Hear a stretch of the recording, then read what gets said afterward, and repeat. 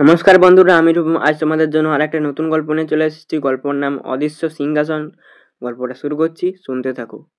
সময়টা ছিল 1555 সাল। সুলতানি যুগের কলকাতা শহর তখনও কলকাতা পুরোপুরি একটা জনবহুল বন্দর নগরী হয়ে ওঠেনি। মুঘল শাসনের প্রভাবে ভারতীয় উপমহাদেশের বুকে একটা নতুন ক্ষমতার সূচনা হয়েছে। মুঘল সাম্রাজ্যের সুবহদরারা রাজ্যের শাসনকর্তা হলেও কলকাতা বন্দর ছিল তখনও মুসলিম হিন্দু উভয় জনগণের জন্য বাণিজ্য এবং সাংস্কৃতিক আদান প্রদানের একটা উর্বর মঞ্চ। রাজধানী ঢাকার কাছে একটা ছোট্ট গ্রামে অংশগ্রহণ করেছিল অদিতি, একটি মেধাবী তরুণী। তার বাবা রঘুবীর ছিলেন একটা বিশিষ্ট ব্রাহ্মণ এবং মন্দিরের পুরোহিত। তিনি ছোটবেলা থেকেই অদিতিকে ধর্ম, সংস্কৃতি এবং গণিতিক জ্ঞান শিক্ষা দিয়েছিলেন। অদিতির মধ্যে একটা বিশেষ প্রতিভা। তার পিতার ধর্মীয় শিক্ষার পাশাপাশি সে নিজেও গোপনে বিভিন্ন রাজবংশের ইতিহাস, রাজনীতি এবং রাজদর্শনের বিষয়ে গভীর আগ্রহী ছিল। অদিতির জীবনে একমাত্র লক্ষ্য ছিল সমাজের নারীর অবস্থান পরিবর্তন করা।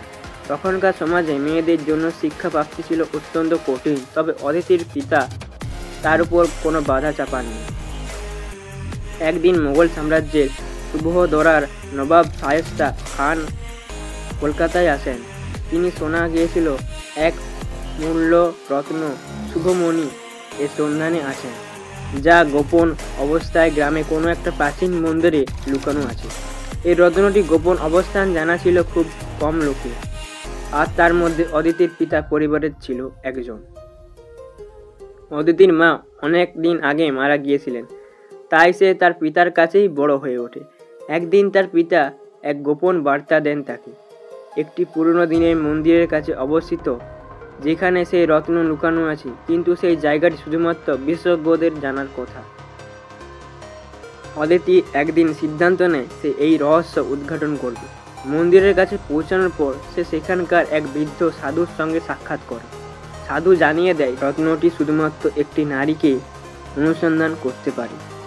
তিনি সঠিক হৃদয়ে রাজ্যবাসীর কল্যাণ চান। অদিতি তখন বুঝতে পারে তার লক্ষ্য শুধুমাত্র রত্ন খোঁজা নয়, এটি ছিল একটি সাংস্কৃতিক এবং রাজনৈতিক মর্মবাণী, যা তাকে দিয়ে সমাজের নারীর শক্তি এবং ক্ষমতা প্রতিষ্ঠা করার একটা অদৃশ্য পথ দেখাচ্ছে। এদিকে নবাব শায়েস্তা খান জানতেন যে রত্নটি গোপন অবস্থান শুধু রাজনৈতিকভাবে নয়, ধর্মীয়ভাবে এবং সামাজিকভাবে সমাজের শ্রেষ্ঠ প্রতিষ্ঠার একটা উপায় হতে পারে। তিনি তা পেতে মরিয়া হয়ে ওঠেন, কিন্তু জানতেন না যে তার পিপাসা শুধুমাত্র ক্ষমতার জন্য, যেটি অদিতির পিপাসার চেয়ে আলাদা ছিল। অদিতি মন্দিরে গোপন কক্ষে পৌঁছাতে সক্ষম হয় এবং যেখানে প্রাচীন পাথরটি দেখে, যার গায়ে উৎকীর্ণ ছিল নানা প্রাচীন ফলসমূহ এবং নকশা, পাথরটি একটি গোপন ভাণ্ডারের দিকে নিদর্শন করেছিল।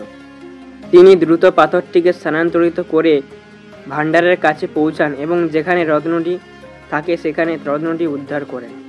এমন সময় নবাব শায়েস্তা খান এসে উপস্থিত হন। তিনি অদিতিকে রত্নটি দেওয়ার জন্য অনুরোধ করেন, কিন্তু অদিতি জানায় এই রত্ন শুধুমাত্র পুরুষের জন্য নয়, এটি একটি জাতির কল্যাণের জন্য, বিশেষত তাদের জন্য যারা এই পৃথিবীতে সত্যিকারের পরিবর্তন করতে চায়। অদিতি রত্নটি মন্দিরে শুদ্ধি অনুষ্ঠান ব্যবহার করার সিদ্ধান্ত নেয়, যা পুরো সমাজে শান্তি এবং সমৃদ্ধির পথ খুলে দেয়। সেখান থেকেই শুরু হয় কলকাতার ইতিহাসে একটা নতুন যুগ, যেখানে নারী পুরুষ সমানভাবে সমাজে অবদান রাখতে শুরু করে।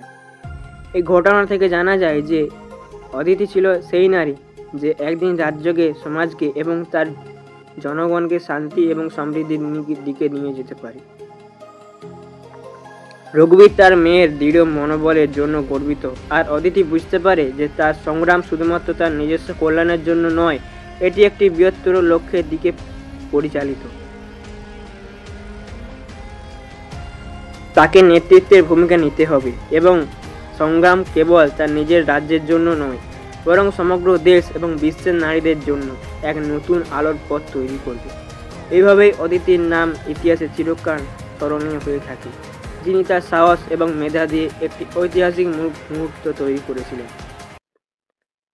তো বন্ধুরা, গল্পটা কেমন লাগলো আজকে অবশ্যই তোমরা কমেন্টে জানাবে, আর যদি গল্পটা ভালো লাগে অবশ্যই একটা লাইক করবে। চ্যানেলে নতুন হয়ে থাকলে চ্যানেলটা অবশ্যই সাবস্ক্রাইব করবেন।